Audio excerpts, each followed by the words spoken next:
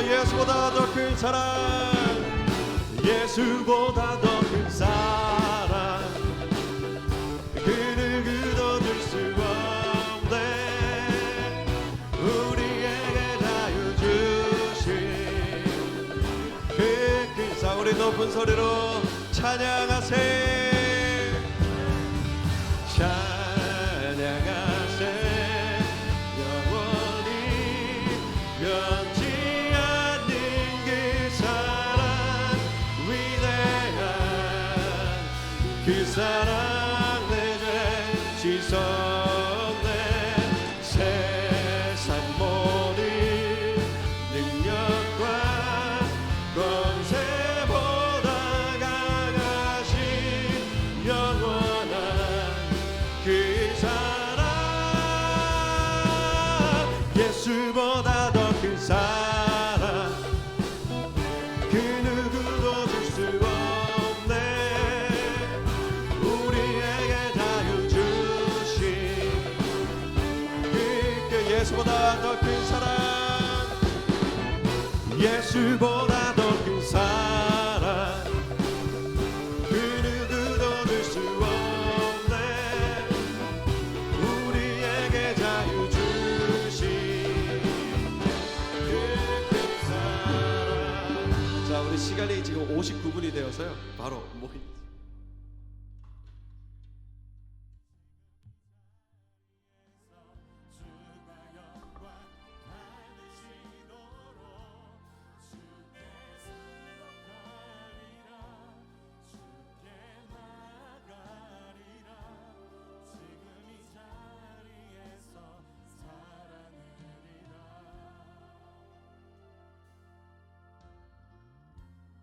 아픔 속에 서 있는 내게,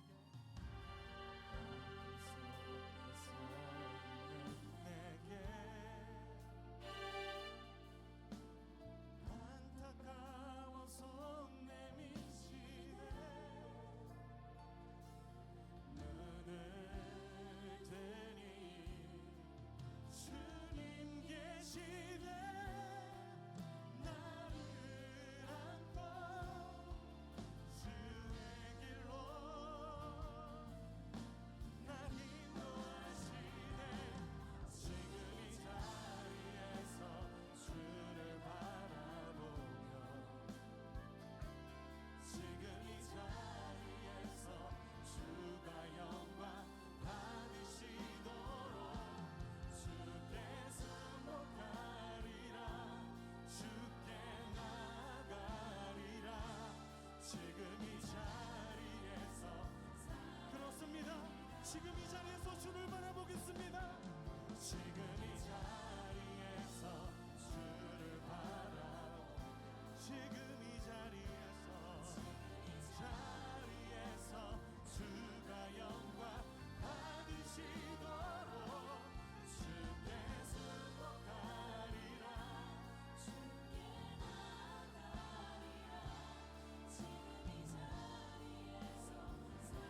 이 시간 함께 기도합시다. 주님, 오늘 이 자리에서 주님의 뜻을 구하며 나아갑니다.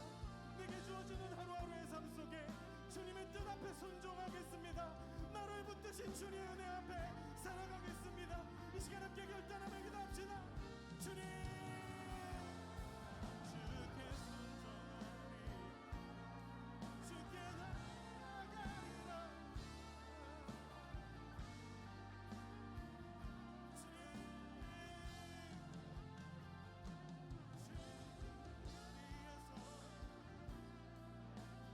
나의 삶을 붙드시네.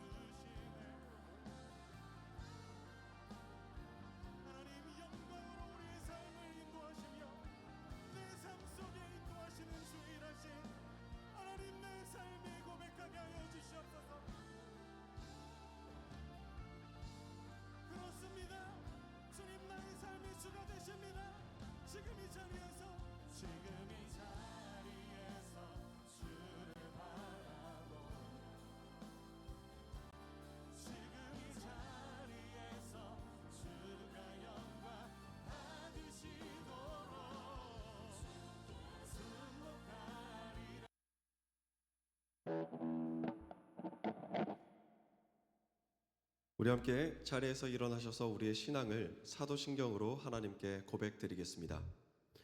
나는 전능하신 아버지 하나님, 천지의 창조주를 믿습니다. 나는 그의 유일하신 아들, 우리 주 예수 그리스도를 믿습니다. 그는 성령으로 잉태되어 동정녀 마리아에게서 나시고 본디오 빌라도에게 고난을 받아 십자가에 못 박혀 죽으시고 장사된 지 사흘 만에 죽은 자 가운데서 다시 살아나셨으며 하늘에 오르시어 전능하신 아버지 하나님 우편에 앉아 계시다가 거기로부터 살아있는 자와 죽은 자를 심판하러 오십니다. 나는 성령을 믿으며 거룩한 공교회와 성도의 교제와 죄를 용서받는 것과 몸의 부활과 영생을 믿습니다. 아멘.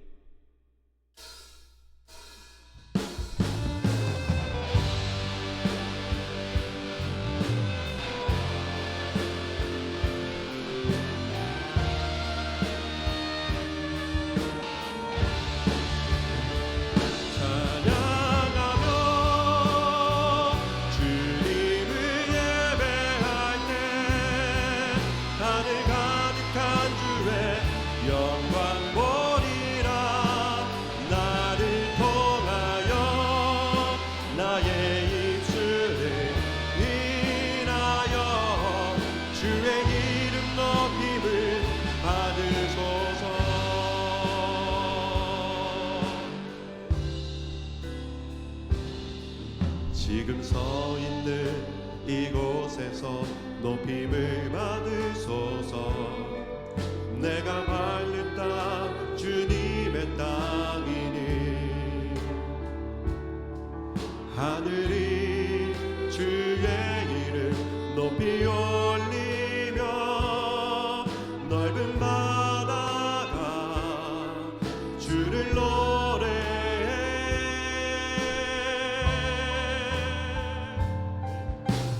모든 만물 주를 경배해 모든 입술 주를 찬양해 천지를 만드신 만물의 통치자 높임을 받으소서. 내 평생에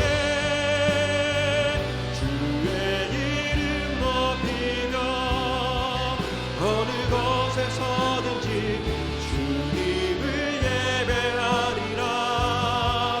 내가 발른 모든 땅 하나오지에 영광이 선포되야 하리. 찬양하며 주님을 예배할 때 하늘 가득한 주의 영광 보리라. 나를 통하여 나의 입술을 인하여 주의 이름 높임을 받으소서. 나를 통하여 나의 입술을 인하여 주의 이름 높임을 받으소서. 주의 이름 높임을 받으소서.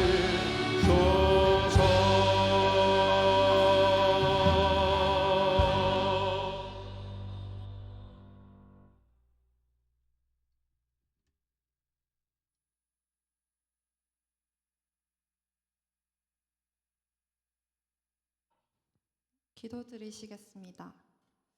크고 높으신 우리 주 하나님, 지금 이 순간도 선으로 역사하고 계시는 하나님을 경배하고 찬양을 올려드립니다. 이 시간 우리 예배에 친히 찾아오셔서 저희 한 사람 한 사람을 만나주세요. 주님의 가장 선하신 그 계획과 길을 보길 원합니다. 저희의 약한 믿음으로 때때로는 주님보다 다른 것을 볼 때가 많음을 주님 이 시간 고백합니다. 저희에게 주님을 향한 믿음이 굳건히 세워질 수 있도록 은혜를 더해 주시고 어떠한 상황 속에서도 주님의 자녀답게 항상 기쁨과 감사로 주께 나아가길 원합니다. 주님, 가정의 달 5월입니다. 저희 한 사람 한 사람 모두가 누군가의 가족으로 살아갈 수 있게 하심에 감사드립니다. 이 시간 주님께서 보내주신 가정에서 서로 더 사랑하고 섬기고 감사를 표현하고 하나님을 믿는 가정으로 세워질 수 있도록 은혜 더해 주세요. 주께서 우리의 아버지 되어 주시고 사랑으로 인도하심으로 항상 함께 해주시는 것에 감사드리고 그 사랑을 또 주변 이웃에게 흘려보낼 수 있는 우리가 되길 원합니다. 또 이 시간 이제 말씀을 듣기 원합니다. 성령 하나님 목사님과 함께 하셔서 우리 모두가 말씀 앞에 변화되는 새로운 역사가 일어날 수 있도록 인도해 주세요.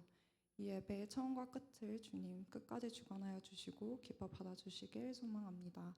감사드리며 이 모든 말씀 우리 주 예수 그리스도의 이름으로 기도드립니다. 아멘.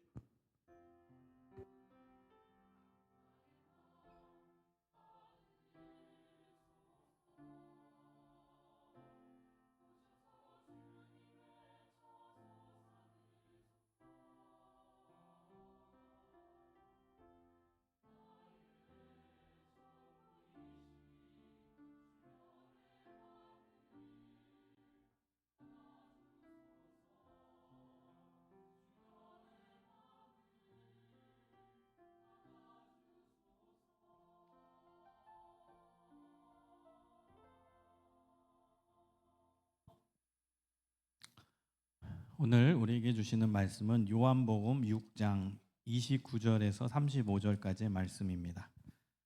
요한복음 6장 29절에서 35절까지의 말씀입니다.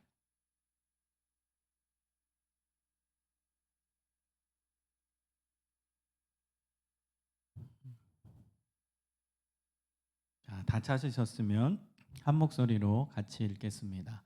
시작. 예수께서 대답하여 이르시되 하나님께서 보내신 이를 믿는 것이 하나님의 일이니라 하시니 그들이 묻되 그러면 우리가 보고 당신을 믿도록 행하시는 표적이 무엇이나이까 하시는 일이 무엇이니까 떡을 주어 먹게 하였다 함과 같이 우리 조상들은 광야에서 먹었느니라. 예수께서 이르시되 너희 다시로 진실로 너희에게 이르노니 도저히 너희에게서는 주지 아니야. 내 아버지께서 너희에게 하늘로부터 참 떡을 주시나니 하나님의 떡은 하늘에서 내려 세상에 생명을 주는 것이니라. 위여 이 떡을 항상 우리에게 주소서. 예수께서 이르시되 나는 하나님의 떡이니 내게 오는 자는 결코 줄이지 아니할 터이요 나를 믿는 자는 영원히 목마르지 아니하리로다. 아멘. 네. 오늘은 하나님의 일이라는 주제로 말씀을 좀 증거하려고 합니다. 제가 대학교 1학년, 2학년 때 그때는 뭐 목회자도 아니었고 또 아무것도 아니었죠. 뭐 전도사도 아니었고 했는데 가장 열심히 교회 봉사를 한 시절이 아닐까 생각을 했어요. 지금보다 훨씬 바빴던 것 같아요. 아침 일찍 일어나 일부 예배 드리고 끝나고 나서는 우리 중고등부 성가대 찬양 연습을 시작을 1시간 정도 했고 끝나고 나면은 제가 성가대 지휘도 했어요. 지휘도 하고 그 다음에 중고등부 교사 총무도 하고 대학교 1학년 때부터 그리고 또 하나 했네. 또 찬양인도까지 했어요. 중고등부 찬양인 혼자 다 해먹었어요.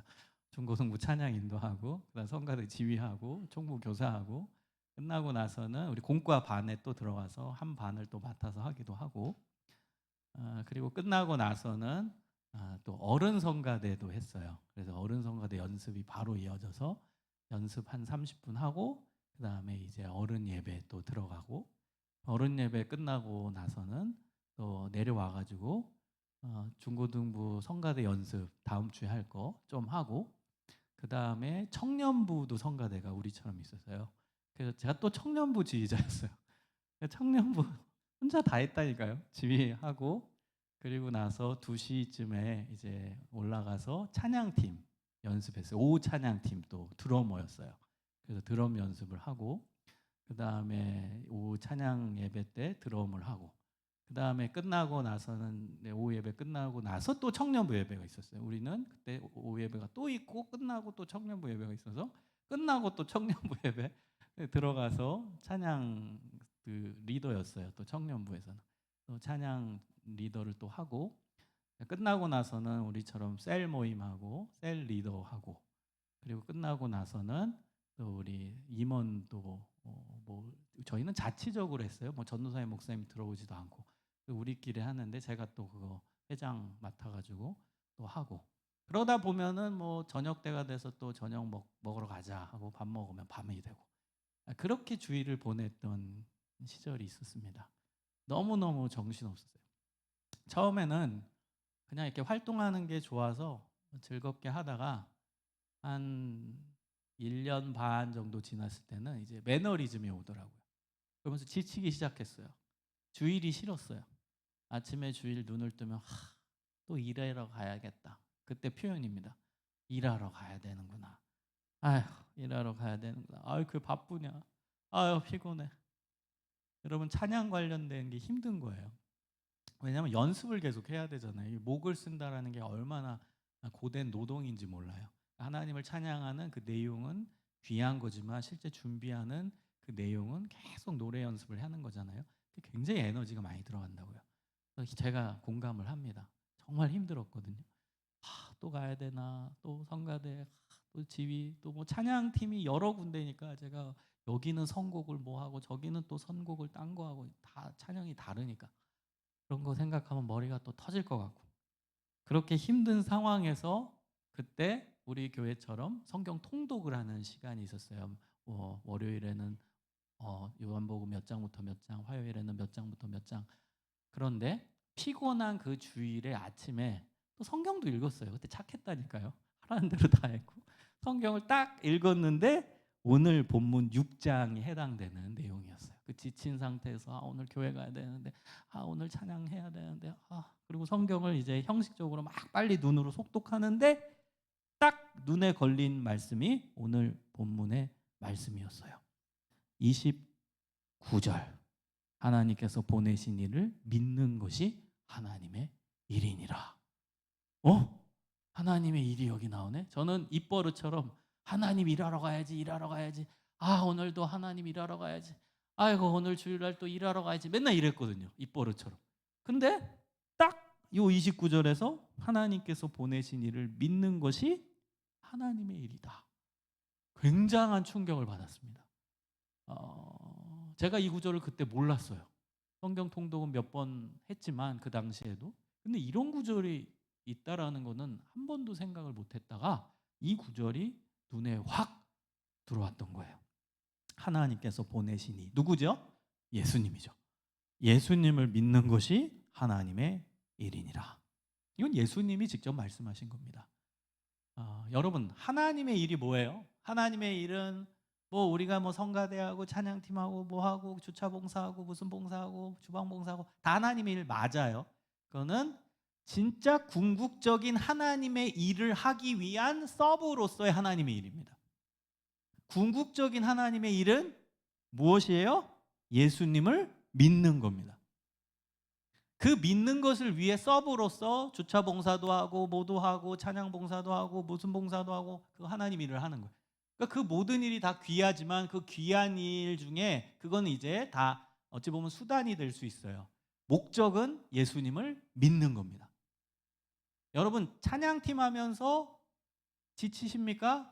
그럼 뭔가 지금 잘못되고 있는 거예요. 사실은 왠 줄 아세요? 찬양팀 하는 목적이 하나님을 잘 믿기 위해서이기 때문입니다. 왜? 궁극적인 하나님의 일은 하나님께서 보내신 이 예수를 믿는 거기 때문입니다.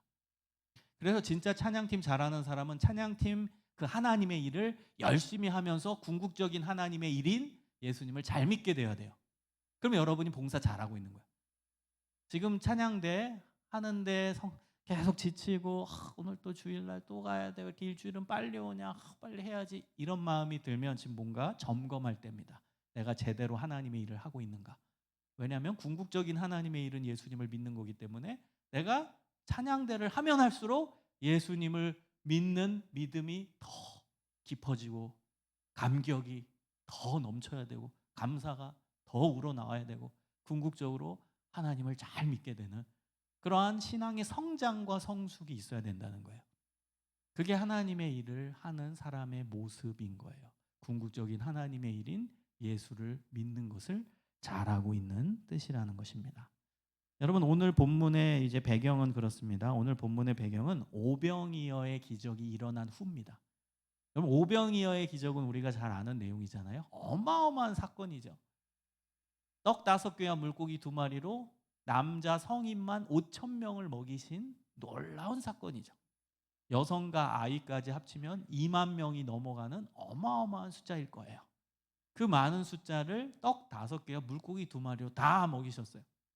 거기 여러분이 있었다고 가정해 봅시다. 이거는 뭐 진짜 입이 벌어질 정도가 아니죠. 어떻게 이런 일이 일어나냐? 어떻게 이런 놀라운 일이 일어나냐? 어떻게 이런 기적이 일어나냐?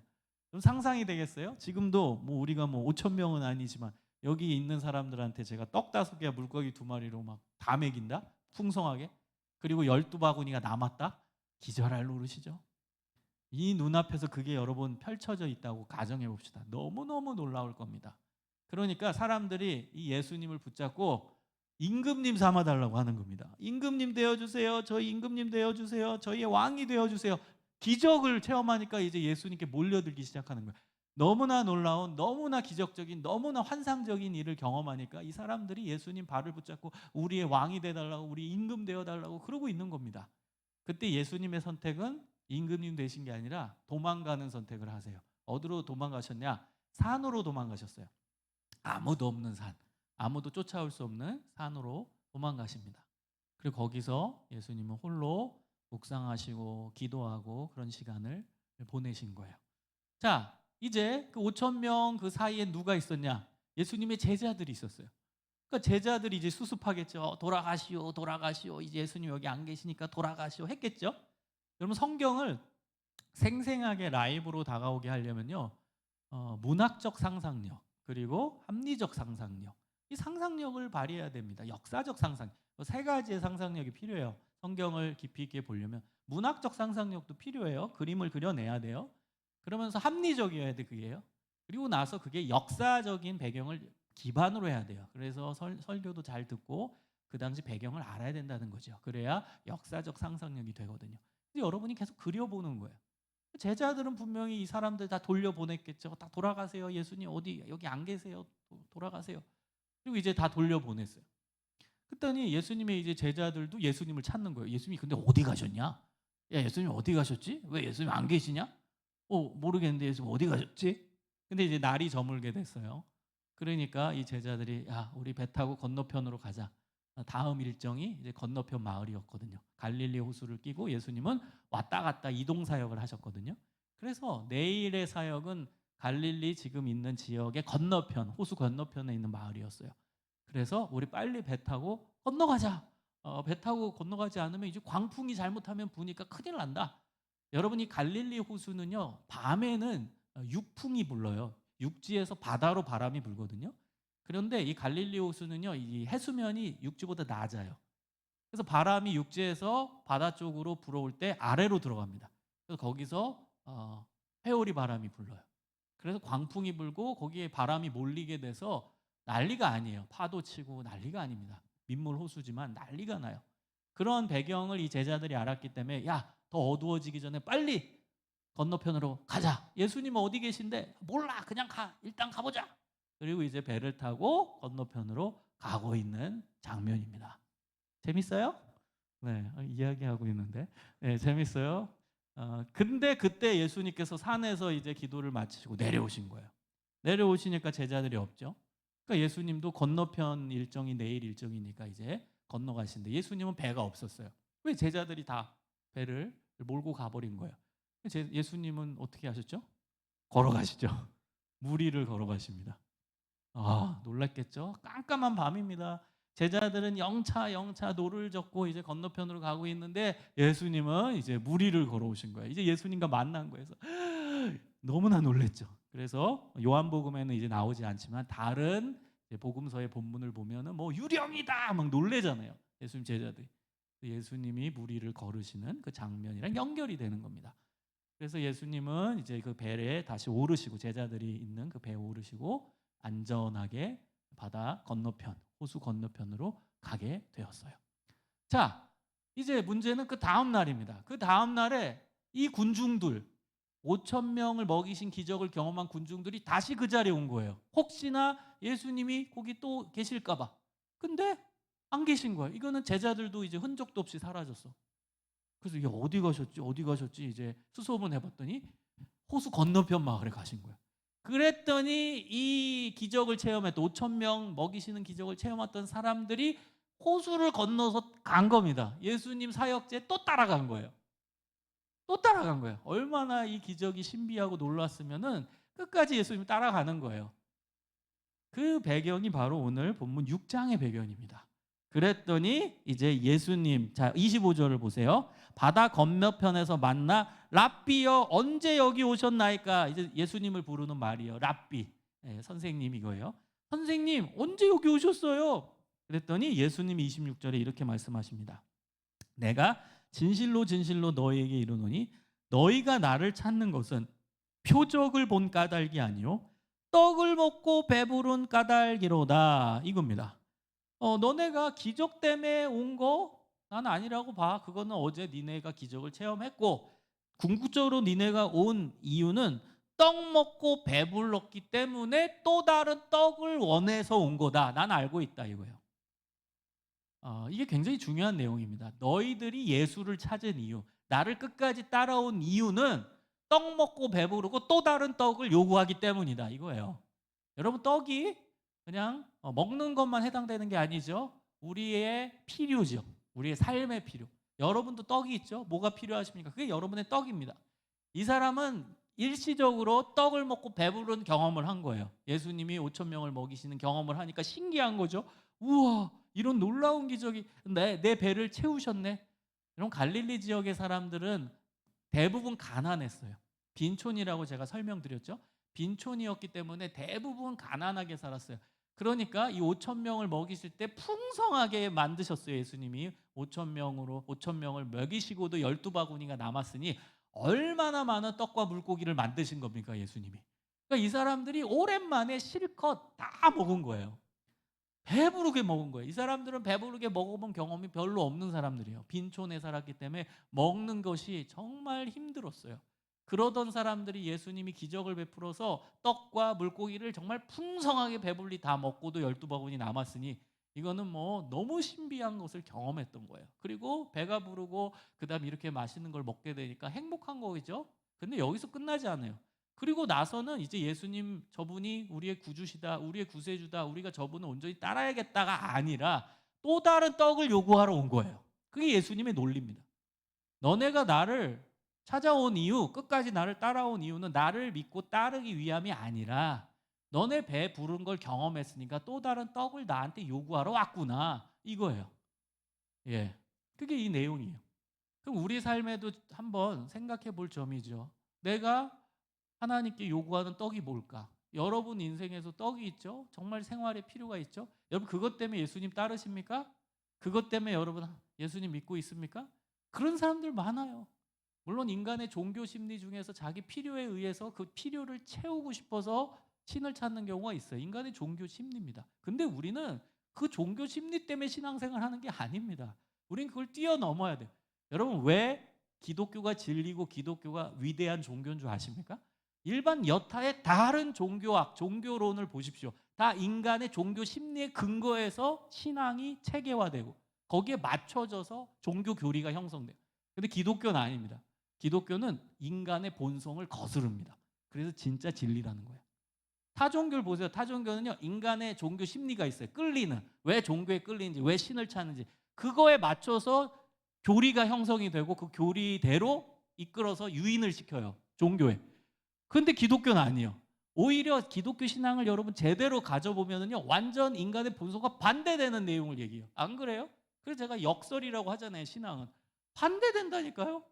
우리 인간한테 안 맞춰줘요. 사실 반대예요. 여러분 신앙은 하나님이 우리한테 맞추는 게 아니라 인간이 하나님께 맞추는 게 신앙입니다. 하나님께 맞추는 거예요. 우리는 우리의 필요에 의해서 하나님을 찾고 싶은데 하나님은 그러지 말라고 합니다. 나를 찾으라고 합니다. 인간은 자신이 부족함이 있고 그걸 채우고 싶어서 그래서 하나님께 기도하고 찾는데 하나님은 하나님의 뜻을 위한 기도를 하랍니다. 너희는 먼저 그의 나라와 그의 의를 구하라. 여러분, 우리는 우리의 본성대로 신앙생활 하면 안 돼요. 기도도 우리의 본성대로 기도하면 안 된다니까요. 그래서 주기도문 가르쳐 드린 거잖아요. 우리의 본성을 거스르는 기도예요, 사실. 우리가 우리에게 죄 지은 자를 사하여 준 것처럼 우리의 죄를 사하여 주시고. 여러분, 이게 쉬워요? 그게 쉽냐고요? 우리의 본성이 완전 반대되는 거예요. 우리가 어떻게 우리에게 죄 지은 자를 용서해 줍니까? 우리의 본성이 미워하고 싶고 복수하고 싶지. 근데 용서하고 하나님께 용서를 빌라잖아요. 그게 주기도문 아닙니까? 기독교 신앙은요, 우리의 본성의 반대 얘기를 합니다. 왜? 하나님의 기준을 우리한테 알려주시니까. 인간의 기준으로 살지 말고 하나님의 기준으로 살아라. 인간의 본성대로 살지 말고 하나님의 본성, 품성대로 살아라. 이게 기독교 신앙이에요. 그래서 하나님을 찾을 때 인간의 본성과 심리는 필요한 게 있어서 찾거든요. 타종교 사람들 다 자기 필요에 의해서 신앙을 찾아요. 그런데 하나님은 그게 옳은 게 아니다. 너희들의 필요에 의해서 하나님을 찾지 말아라. 이게 오늘 본문의 중요한 포인트 하나입니다. 그래서 하나님께서 말씀하시는 것은 그 사람들한테 너 또 다른 떡을 나한테 요구하라고 왔지, 그거는 신앙의 본질이 아니고 그런 신앙생활을 하면 안 돼. 표적, 기적, 놀라운 것을 경험한 것은 그걸 통해 하나님을 믿는 거고 하나님께 더 가까이 가는 거고, 그리고 궁극적으로는 하나님의 일을 하기 위함이다. 이게 예수님이 말씀하시고자 하는 내용이었다라는 것입니다. 그래서 27절에 보면은 썩을 양식을 위하여 일하지 말고 영생하도록 있는 양식을 위해서 해라. 야, 그거 너네 몸에 필요한 거 다 썩을 양식 아니냐? 니네가 원하는 돈, 그거 썩을 양식 아니냐? 니네가 원하는 명예, 썩을 양식 아니냐? 너네가 그렇게 요구하는 건강조차도 언젠가 지나면 건강도 잃어버리는 거 아니냐? 다 썩을 양식이라는 거예요. 사실 우리가 하나님께 뭐 이거 주세요, 저거 주세요 기도하는 거 잘 보세요. 아주 직설적으로 표현하면 그것도 썩을 양식이에요. 왜요? 다 없어질 거 아닌가요? 썩을 양식이라는 게 뭐 안 좋은 표현이 아니에요. 썩을 양식이라는 건 없어질 거란 뜻이잖아요. 썩는다는 건 결국은 없어져서 버리게 된다는 거 아닙니까? 우리가 원하는 뭐 돈, 그것도 언젠가는 힘을 잃죠. 썩지요. 우리가 그렇게 원하는 건강조차도 여러분 나이가 들면 점점 아프는 거예요. 그건 인간의 순리입니다. 그것도 썩을 양식이에요. 우리가 그렇게 원하는 건강조차도. 여러분 승진을 원하십니까? 그 승진 되면 뭐 영원합니까? 그것도 썩을 양식이죠. 언젠가는 퇴사해야 돼요. 썩을 양식이에요. 다 그런 거 아닌가요? 그래서 우리가 우리 몸에 원하는 거, 우리의 삶에 원하는 그런 내용들은 결국에는 썩을 양식이에요. 없어질 거예요. 지나갈 거라는 거예요. 그래서 예수님의 논리는 뭐냐면 영생하도록 있는 양식을 위해 일해라 이거예요. 영생을 위해 일하라. 영생을 위해. 너네가 떡만 추구하며 살지 말아라. 영생을 위해 살아라 이겁니다. 왜 떡만 찾는 인생으로 사냐? 영생을 찾는 인생이 돼야지. 왜 너네 돈만 쫓아다니고 있냐? 왜 너네는 뭐만 찾고 있냐? 여러분 요즘에 정말 이슈잖아요. 왜 그 돈, 왜 주식, 비트코인, 왜 그것만 따라다니냐? 왜 집, 왜 그런 것만 따라다니냐? 다 썩을 양식인데. 예수님이 원하시는 건 뭐예요? 영생하는 거, 영생하도록 있는 양식을 위해 일해라. 썩을 양식을 위해서 일하지 말고 영생하도록 영생을 위한 일을 해라. 그리고 말씀하십니다. 이 양식은 인자가 너희에게 주리니 인자는 아버지 하나님께서 인치신 자니라. 이 양식은 인자는 이제 사람의 아들이란 뜻이에요. 예수님이 본인을 표현할 때 이런 표현을 써요. 인자. 내가 너희에게 준다. 내가 준다. 이건 하나님이 보증하신 거다 이거예요. 하나님께서 인치하셨다. 도장 찍으셨다 이런 뜻이에요. 하나님이 보장하시는 내용이다. 내가 바로 너희에게 이 양식을 줄 거다. 영생을 위해 일하는 일을 해라. 영생을 위한 양식을 위해 일해라. 영생하도록 주는 영생의 양식이 뭐냐? 그 양식은 내가 줄 거다. 이게 예수님의 말씀이라는 것입니다. 그랬더니 이 사람들은 너무 어려운 거예요. 아니 우리는 단순히 떡을 요구하고 또 배고픈 거 채우려고 왔는데 저분은 뭔 얘기하는 거야? 무슨 영생하는 떡이 뭐고 영원한 떡을 위해 일하라 이게 뭐야? 이해를 못하는 거야 이 사람들이. 아니 우리는 그냥 단순히 떡을 요구해서 예수님께 온 건데 뭐 그렇게 어려운 고차원적인 얘기를 하고 계셔요. 그래서 28절에 보면 아니 그러면 당신의 말을 우리가 들었는데 우리가 어떻게 해야 하나님의 일을 할까요? 그러면 영생하도록 하는 일을 하라는데 그럼 그건 하나님의 일이지 않아요? 그러면 그걸 우리가 어떻게 해요? 그때 말씀하신 내용이 29절입니다. 하나님께서 보내신 일을 믿는 것이 하나님의 일이고 영생을 위한 일이고 영생의 떡을 위한 일이다. 이게 예수님의 말씀입니다. 그랬더니 30절 보세요. 이들의 신앙이 다 까발려지죠. 그들의 신앙의 수준이 다 까발려집니다. 30절에 보면, 자, 그러면 우리가 보고 당신을 믿도록 행하시는 표적이 뭡니까? 하시는 일입니까? 여러분, 이거는요, 이 사람들이 예수님을 약간은 비꼬듯이 얘기하는 거예요. 그래서 31절에 보면 기록된 바 하늘에서 그들에게 떡을 주어 먹게 하였다 함과 같이 우리 조상들은 광야에서 만나를 먹었나이다. 이거예요. 아니, 예수님, 그러면 저희들한테 뭔가 더 엄청난 것을 보여줘야 되지 않습니까? 이거예요. 그리고 비유로 든 게 31절입니다. 우리 조상들은 광야에 있을 때, 이게 이집트에서 출애굽해서 광야 생활 얘기하는 그 배경이에요. 그 광야에서 만나를 먹지 않았나이까? 아니, 그 정도의 기적은 필요한 거 아닌가요? 이거예요. 당신이 누구세요? 이 정도예요? 당신이? 그 정도 만나 내릴 수 있는 그 정도 능력자세요? 누구세요? 예수님에 대한 믿음이 없던 사람들이죠. 그들의 믿음의 수준이 정확히 적나라하게 드러난 거죠. 이들은 예수님을 끝까지 따라왔는지 모르지만 예수님을 믿어서 따라온 게 아니라는 게 증명이 된 거죠. 이들은 단순히 자신들 배부르는 그 경험을 한번 해봤으니까 그냥 또 배부른 경험을 하고 싶어서 왔던 것 뿐이었던 거예요. 예수님에 대한 믿음도 없었고 예수님을 잘 믿으려고 온 것도 아니었던 거예요. 그래서 이런 얘기를 하는 거예요. 하나님의 일을 해라 했더니 그러면 뭔가 증거를 보여주세요. 그럼 더 큰 표적이 있어야 되지 않아요? 우리 조상들은 하늘에서 만나 내려서 먹었는데 그 정도 뭐 이렇게 신비한 게 더 일어나야 되는 거 아니에요? 뭐 이렇게 얘기하는 거예요. 자, 그때 예수님께서 말씀하시기를 32절 내가 진실로 진실로 너희에게 이르노니 모세가 너희에게 하늘로부터 떡을 준 것이 아니라 내 아버지께서 너희에게 하늘로부터 참떡을 주신다. 예수님이 적나라하게 이들의 문제를 간파하시죠. 여러분, 이 만나를 하나님이 주셨는데 이 예수님을 따라왔던 인간들은 모세가 주어였어요. 모세가 만나를 내리게 한 거 아니냐. 그럼 당신이 모세보다 높냐 이거예요. 예수님, 당신이 모세보다 높아요. 모세는 출애굽시켜가지고 광야에서 만나를 내리게 했어요. 당신이 모세보다 위대해요? 당신이 모세보다 더 큰 기적을 베풀 수 있어요? 그럼 보여주세요 이거예요. 그러니까 예수님에 대한 믿음이 없었고 예수님을 모세 아래로 보았던 거예요. 그런 사람들의 수준이에요. 신앙의 수준이. 따라왔던 사람들의 신앙의 수준이. 그랬더니 예수님이 야, 그게 모세가 내린 거냐? 하나님이 너희에게 내린 거지? 야, 그게 어떻게 모세가 너희에게 하늘로부터 떡을 준 것이냐? 아니다. 내 아버지께서 너희에게 하늘로부터 참떡을 주신 거다. 그리고 지금 내가 진짜 썩지 않는 떡, 하늘로부터 내려오는 진짜 떡을 알려줄게. 그 떡이 뭐냐? 33절 하나님의 떡은 하늘에서 내려 세상에 생명을 주는 것이다. 이거예요. 자, 너네 말 잘했어. 모세가 기도해가지고 내린, 그래, 니네가 모세가 만나 내리겠다고 했지. 근데 그 모세가 내린 만나도 하루만 지나면 다 썩었단다. 그것도 썩을 양식 아니냐? 이게 예수님의 논리예요. 그 만나도 하루 지나면 썩었거든요.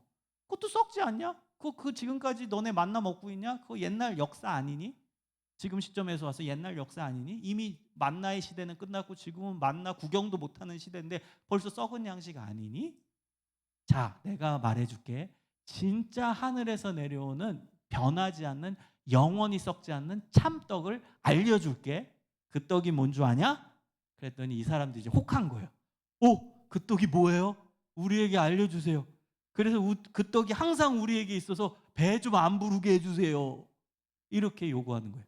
그때 예수님께서 35절에 말씀하십니다. 예수께서 이르시되 나는 생명의 떡이니 내게 오는 자는 결코 줄이지 아니할 터이요 나를 믿는 자는 영원히 목마르지 아니하리라. 할렐루야. 예수님이 생명의 떡이다. 그 떡 알려줄까? 썩지 않는 떡 알려줄까? 바로 나다. 내가 생명의 떡이다. 이 떡은 영원히 변하지 않는 떡이다. 이 떡은 하나님을 위한 떡이다. 이 떡은 너희의 구원을 위한 떡이다. 이 떡은 영원한 생명을 주는 떡이다. 이 떡을 먹으라. 이 떡을 먹는 자는 결코 줄이지도 않고 영원히 목마르지 아니할 거다. 여러분 예수님이 생명의 떡입니다. 그래서 하나님의 일이 뭐냐? 생명의 떡인 예수님을 믿는 거다. 그게 하나님의 일이다.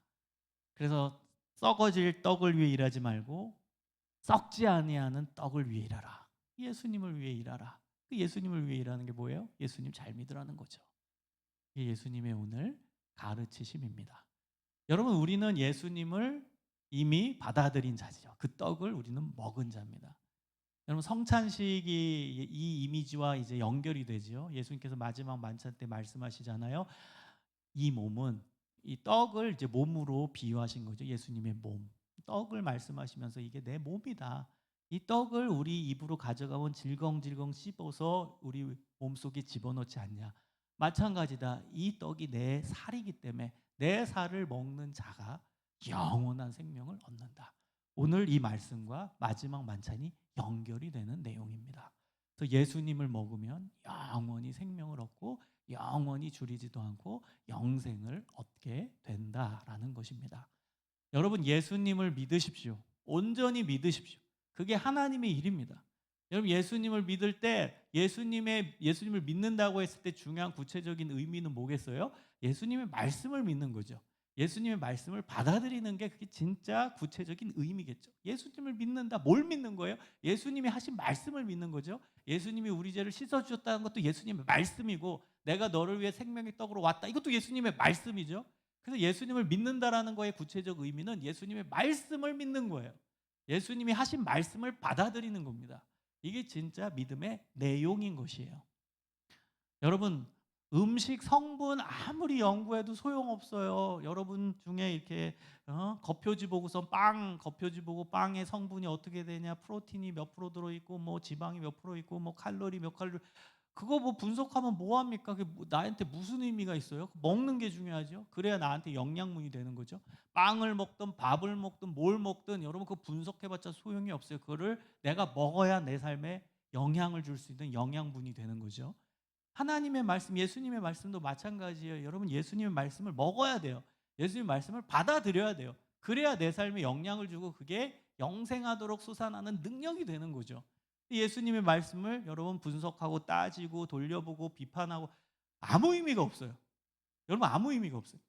이 비유를 꼭 생각하세요. 빵을 먹을 때 빵 겉표지를 보고서 이게 뭐 영양분이 어떻게 되냐, 어떤 구성으로 돼 있냐, 이거 왜 들어가 있어, 이 첨가물로 왜 들어갔어, 비판도 하고 이거 왜 그래. 여러분 그러면 그거 빵은 나한테 아무 영향도 못 줍니다. 성경을 보는 관점이 비슷한 사람들이 있어요. 이거 보고서 이게 진짜냐 맞냐 비판하는 사람도 있고 뭐 이건 뭐고 또 분석하는 사람도 있고 뭐 성경을 또 너무 많이 알아가지고 이건 누가 썼고 이건 어떤 내용이고 그건 뭐예요? 그게 무슨 의미입니까? 이 성분 분석해서 너무 잘 알면 뭔 의미입니까? 그게 뭐 학자가 될래요? 빵 학자? 빵 전문가가 될래요? 우리의 목표는 빵 전문가가 아니라 그 빵을 먹고선 배부르는 거잖아요. 빵을 먹고 영양분이 되는 거잖아요. 마찬가지예요. 여러분 성경을 먹어서 내 삶에 영향을 주고 영양분을 줘야 되는 거 아니에요? 내 신앙에. 그게 핵심 아닌가요? 그래서 여러분 성경을 받아들이십시오. 받아들이십시오. 먹으세요. 받아들이십시오. 여러분 믿는다라는 것은 받아들이는 거예요. 영접이 믿는 거예요. 받아들이는 거예요. 예수님의 말씀 온전히 받아들이고 예수님이 나를 구원해 주셨네 온전히 받아들이고 예수님이 구원하셨네 받아들이고 예수님이 새 생명 주시네 받아들이네 예수님이 날 사랑하신대 받아들이고 예수님이 나를 구원하셨네 받아들이고 예수님이 부활하셨네 받아들이고. 여러분 받아들이는 사람이 잘 믿는 사람이에요. 그 믿는 자에게 역사가 일어납니다. 그걸 잘 믿는 사람이 하나님의 일을 잘하는 사람입니다. 여러분 오늘 말씀을 잘 들으십시오. 그리고 우리가 매일 일상 속에서 말씀을 읽고 있는데 그거를 스폰지처럼 쫙 받아들이는 거예요. 받아들이는 것이 믿는 겁니다. 여러분 지금은 믿음을 갖기가 쉽지 않은 시대입니다. 왠지 아세요? 일단은 시대 사조가 그렇지 않아요. 의심하는 시대예요. 게다가 우리에게는 합리적 판단과 사고할 수 있는 뇌가 있어요. 세상은 점점 인간의 정말 지성적인 능력을 강조합니다. 지금 4차 산업혁명 시대, AI 시대, 챗 GPT 시대 이런데 인간이 만들어낸 수많은 개발품들을 보세요. 얼마나 인간이 똑똑합니까? 인간의 지적 능력과 지성을 더욱더 강조하는 시대입니다. 과학시대. 여러분 그렇기 때문에 우리가 하나님의 말씀을 스폰지처럼 쭉 받아들이기가 어려울 수 있어요. 시대적 환경도 그래요. 우리의 뇌도 너무 많이 컸어요. 그래서 믿음을 갖기가 더 어려울 수 있어요. 그러나 예수님은 말씀하십니다. 어린아이처럼 받아들이라고. 여러분, 어린아이의 비유를 예수님 말씀하신 이유 중에 하나가 그 부분이에요. 어린아이는 아빠의 말, 엄마의 말을 그냥 받아들이거든. 어린아이 5살, 4살짜리한테 얘기해 보세요. 그러면 그래, 아빠가 뭘 얘기해도 맞아, 이렇게 받아들이죠. 아빠 말이 사실일까? 그 거짓말 아니야, 아빠 말? 그런 애가 어디 있어요? 4달, 5살짜리 받아들이죠. 그래서 어린아이 비유를 예수님이 드시는 거예요.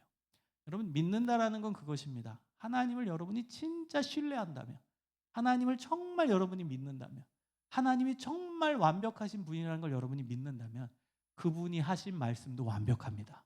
아멘? 여러분, 이게 믿음과 연결되는 거예요. 하나님 말씀을 못 믿는 사람은요, 하나님을 못 믿는 거와 똑같은 거예요. 근데 우리가 하나님은 완벽하시고 전능하시고 나를 만드시고 최고의 성실하신 분이고 공평하신 분이고 정의로운 분이시라는 믿음이 있다면 그분이 하신 말씀은 받아들이게 되는 거예요. 그분이 하신 말씀도 정의롭고 공평하고 정직하고 완벽하고 완전하다라는 걸 받아들이게 되는 거예요. 그게 믿음입니다. 그게 잘 믿는 사람의 모습이고 그게 하나님의 일을 하는 내용이라는 것입니다.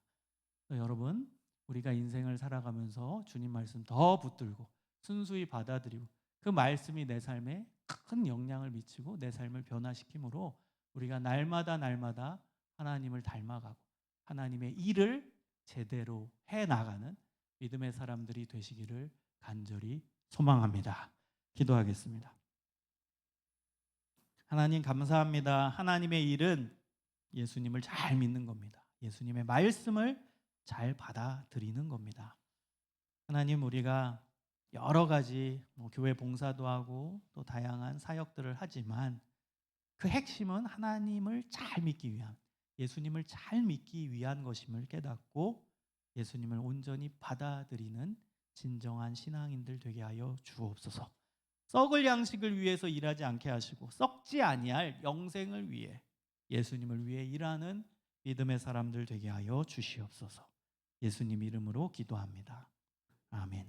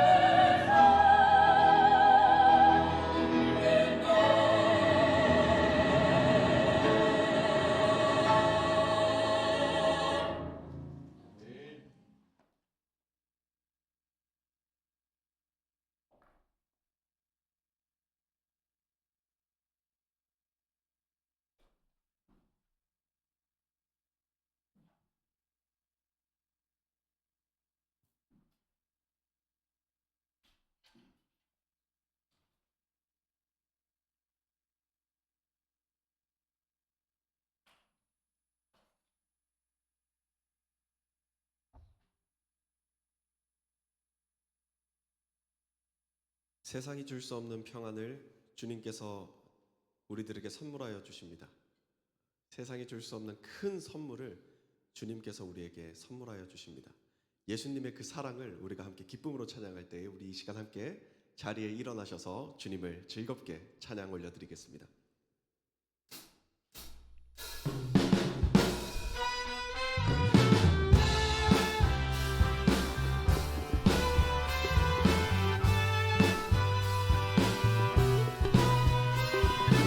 우리 주님의 찬양을 큰 목소리로 찬양하길 원합니다. 예수보다 더 큰 사랑, 예수보다 더 큰 사랑, 그 누구도 줄 수 없네. 우리에게 자유 주신 우리 다시 한 번 더 찬양할까요? 예수보다 더 큰 사랑, 예수보다 더 큰 사랑, 그 누구도 줄 수 없네. 우리에게 자유 주신 그 큰 사랑. 세상의 헛된 보아, 세상의 헛된 보아 곧 사라지지만 영원한 주의 사랑 나의 맘에 남으리. 예수보다 더 큰 사랑, 그 누구도 줄 수 없네. 우리에게 자유 주신. 우리 다시 한 번 더 큰 목소리로 찬양할까요? 예수보다 더 큰 사랑, 예수보다 더 큰 사랑, 그 누구도 줄 수 없네. 우리에게 자유 주신 그 큰 사. 우리 높은 소리로 찬양하세. 아멘. 찬양하세. 영원히 변치 않는 그 사랑, 위대한 그 사랑, 내 죄 씻었네. 세상 모든 능력과 권세보다 강하신 영원한 주 사랑, 예수보다 더 큰 사랑, 그 누구도 줄 수 없네. 우리에게 자유 주신 그. 다시 한 번 더. 예수보다 더 큰 사랑, 예수보다 더 큰 사랑, 그 누구도 줄 수 없네.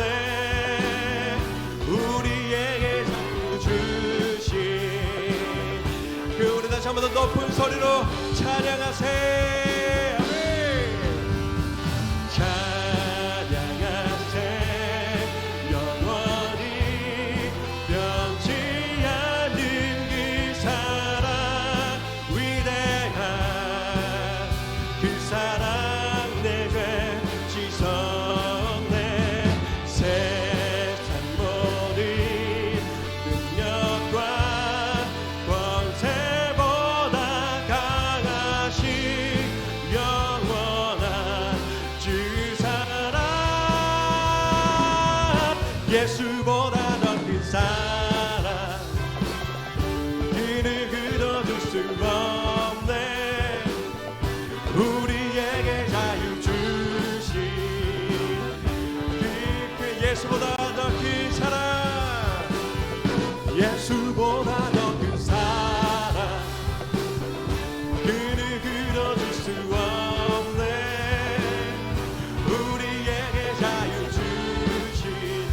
다시 한 번 더 마지막으로 고백하길 원합니다.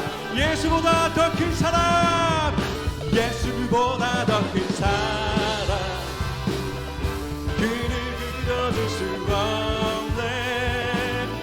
우리에게 자유 주신 그 큰 사랑. 할렐루야. 주님 홀로 영광 받아 주시옵소서. 할렐루야.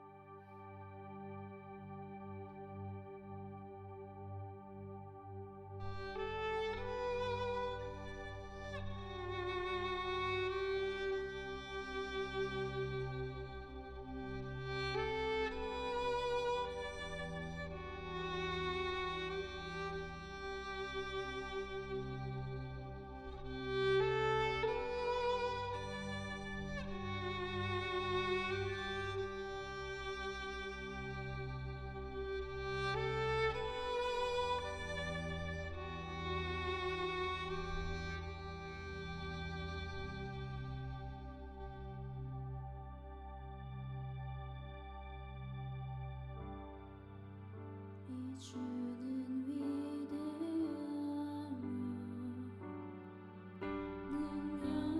능력이 많으시도다. 그의 지혜로 하며 인자는 영원하도다.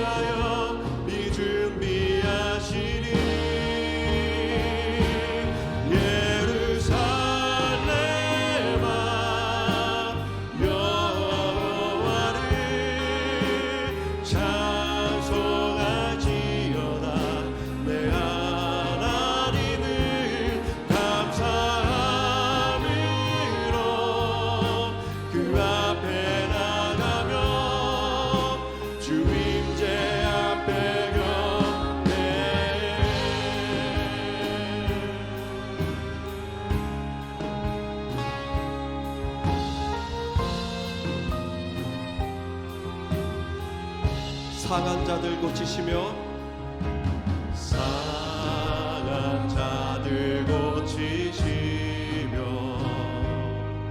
상처를 싸매시도다 별들의 수를 세시며 이름을 붙이셨던 그가 부름으로 하늘을 덮으시며 땅을 위하여 비 준비하시니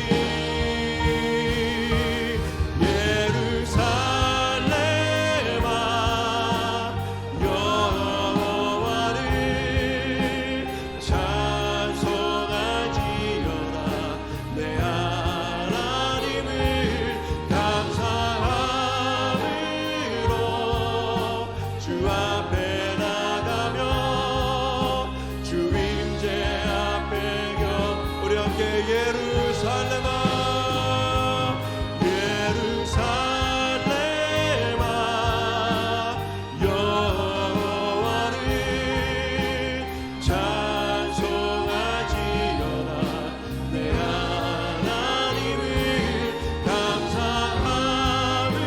감사함으로 주 앞에 나가며 주님 우리 마지막으로 함께 고백합니다.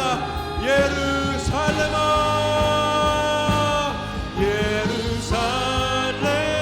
예루살렘아 여호와를 찬송할지어다 내 하나님을 감사함으로 그 앞에 나가며 주 임재 앞에 격해 우리 이 시간 함께 기도하길 원합니다. 예수님 더 잘 믿길 결단하며 함께 기도하면 좋겠습니다. 우리가 주님 안에 이루는 모든 일과 행사를 통해 주님과 더욱 가까워지길 소망합니다. 저희의 모든 시종을 주님께서 인도하여 주시옵소서. 또한 나둘 기도 제목은 나의 힘이 아닌 하나님의 능력으로 살아가게 하옵소서. 삶의 모든 걸음 가운데 내 힘과 내 자아를 내려놓고 주님의 능력으로 승리하는 삶을 살아가게 하여 주시옵소서. 영생하도록 있는 양식으로 살아가는 믿음의 자녀를 될 수 있도록 도와주시옵소서. 우리 이 시간 함께 결단함으로 주여 한번 외치신 후에 기도의 자리로 나아가겠습니다. 주여 주여 아버지 사랑의 하나님 아버지 저희의 영원한 양식으로 주님 앞으로 살아가기를 원합니다. 사랑의 하나님 아버지 이 세상 가운데 나의 힘과 나의 능력과 나의 자아를 내려놓고 오직 주님의 능력으로 나아가 오직 주님의 능력으로 승리하는 삶의 자리를 성취하기를 원합니다. 사랑의 하나님 아버지 우리 청년들의 삶 가운데 임재하여 주셔서 그들로 세상 가운데 낙담하거나 반항하거나 좌절하지 아니하고 오직 주님으로 말미암아 승리하는 삶을 살아가는 우리 모든 청년들 될 수 있도록 도와주시옵소서. 사랑의 하나님 아버지 저희는 주님을 더 잘 믿기를 원합니다. 주님 안에 이루는 모든 일과 행사가 주님 모시기에 합당하게 이루어지는 일과 행사가 되기를 원합니다. 사랑의 하나님 아버지 온전하시고 완전하신 하나님 아버지께서 저희들의 모든 행사와 모든 시종을 붙들어 주시옵소서. 주님 붙들어 주시옵소서.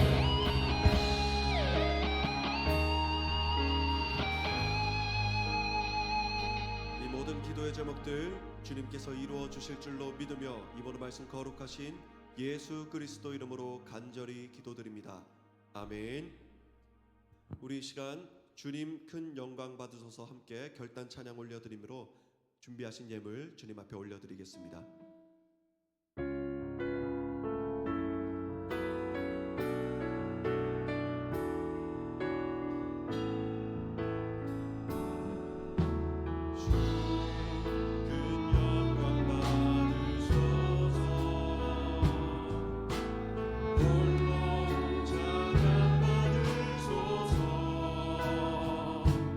모든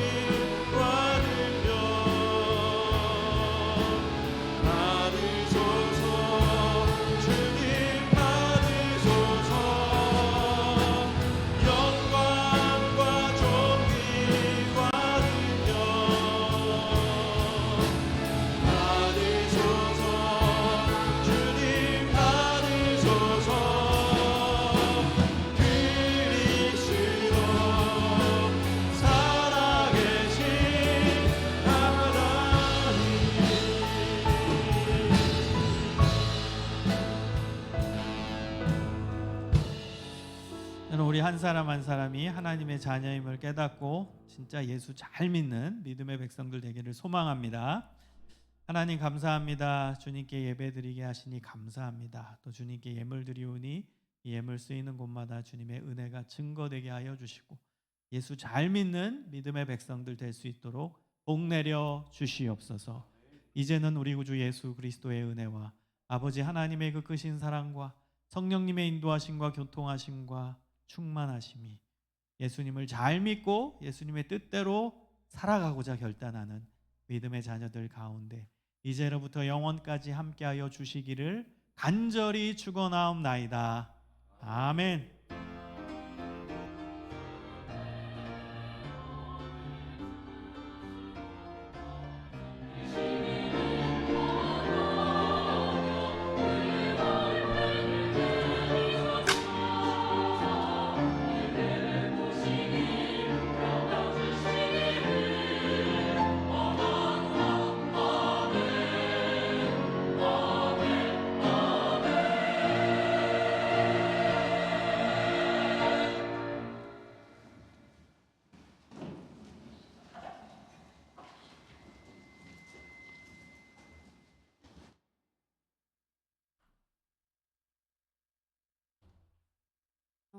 안녕하세요. 광고 시간입니다. 구호 한번 외치고 시작하겠습니다. 복음으로 새롭게 되는 청년부. 네, 한 주 잘 지내셨을까요? 네, 다행이네요. 자, 하늘시야 청년부에 오신 여러분 모두 축복하고 환영합니다.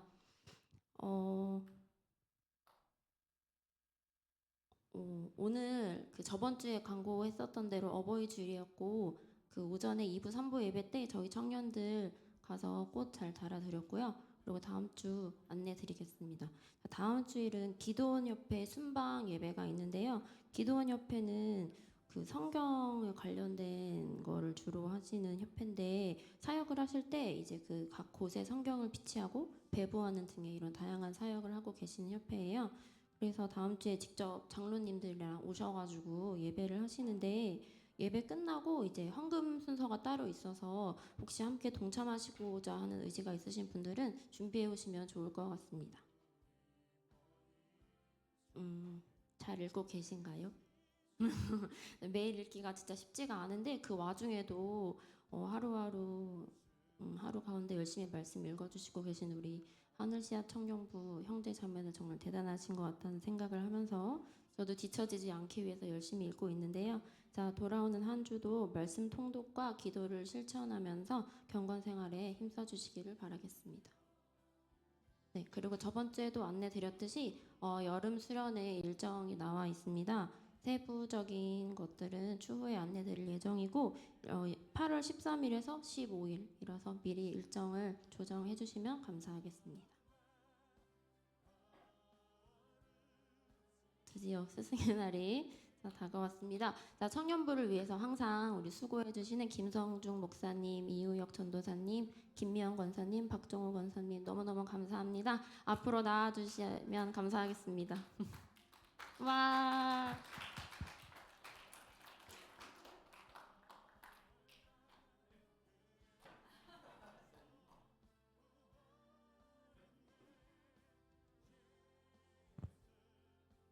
우리 권사님이 사실 너무 고생을 많이 하시니까요. 제가 권사님을 위해 축복 기도를 하도록 하겠습니다. 아유, 또 뭐 이렇게 많이 준비했어요.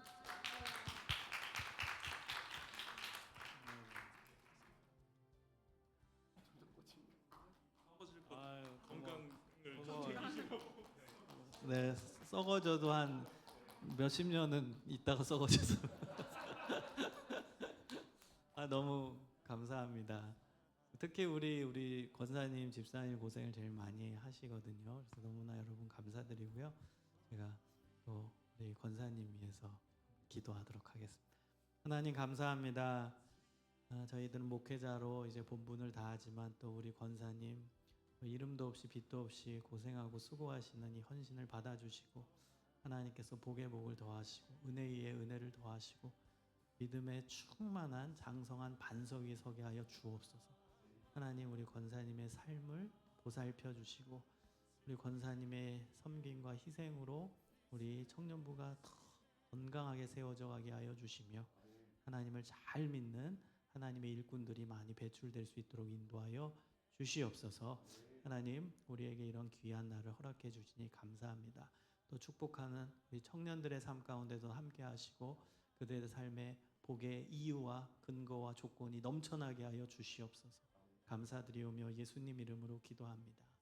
아멘. 감사합니다. 감사합니다.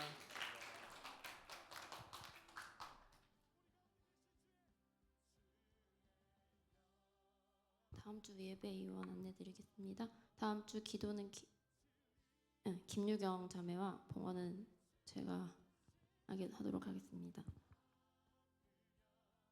축복성 부르시고 셀 모임을 하러 가도록 하겠습니다.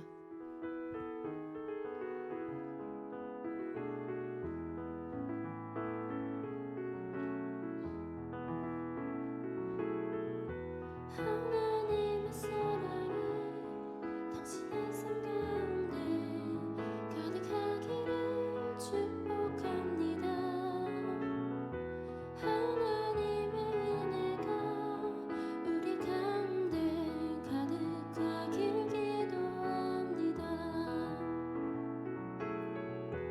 하나님의 사랑이 당신의 삶 가운데 가득하기를 축복합니다. 하나님의 은혜가 우리 가운데 가득하길 기도합니다. 가득하길 기도합니다. 감사합니다. 셀 모임 하시겠습니다.